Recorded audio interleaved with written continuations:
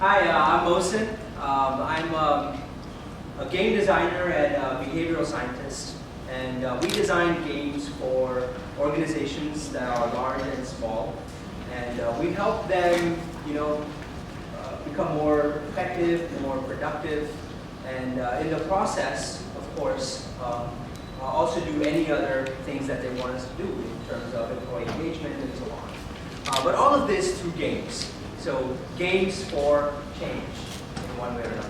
Now, as much as I'd love to tell you about how games can change the way you do things, or how games can help you be more productive or be more effective, that hard part is already done for me because of course, Jane McGonigal. She's done a brilliant TED Talk on which she talks about how games can make you better and make the world a better place.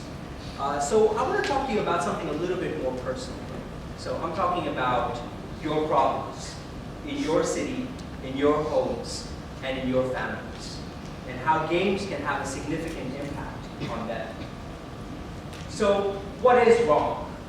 If you can see this, then you know what I'm talking about. Mumbai, a city that houses over 18 million people. And good luck if you're trying to cross the street here, right? My experience has been that the traffic is crazy, and it's only getting worse.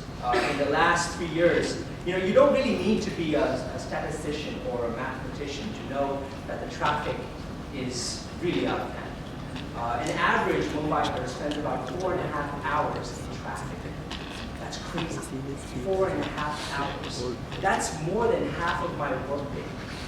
That's a lot of time, right? Some days I don't even get that much sleep, but I'm in traffic spending that much time.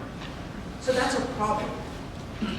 And the one thing that was in fact supposed to solve the problem, or at least originally intended to solve the problem, didn't necessarily do that.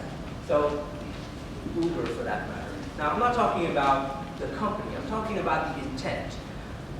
Originally, Uber was started out as a company which was focused around reducing traffic in cities. So the intent was that you would be an Uber driver, or rather, you would become the Uber driver, but you actually own your own car.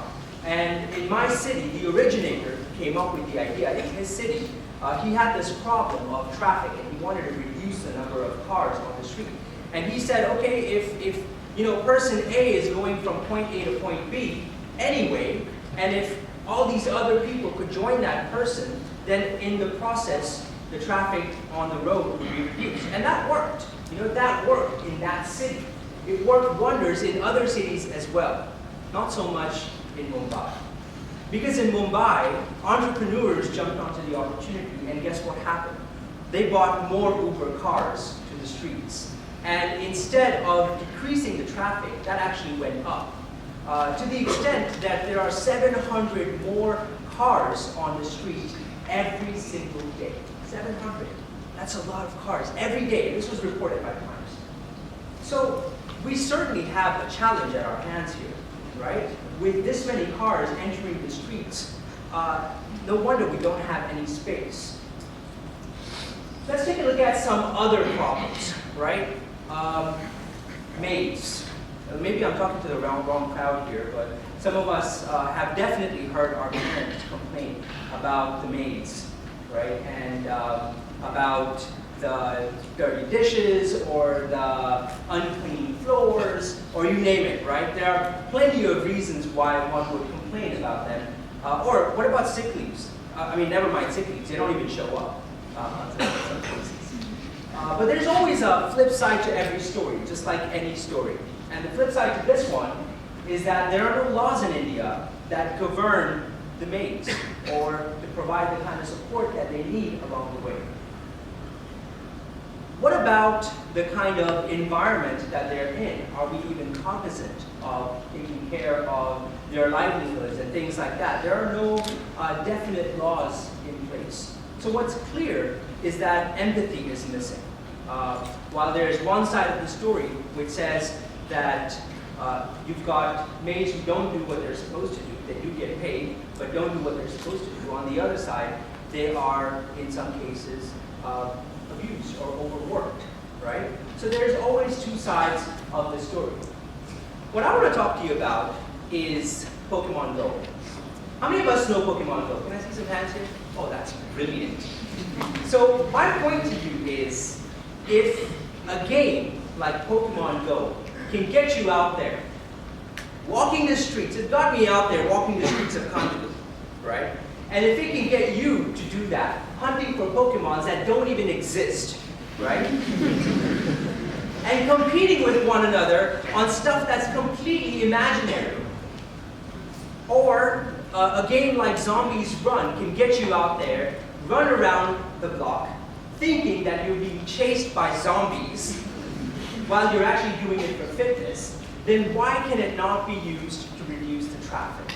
Or why can it not be used, not this game, but games in general, not be used for solving real-life problems? And the point is, they can. They can be used to solve real-life problems. And I want to tell you that you could be part of that solution. I dream of a world which is fun to live in.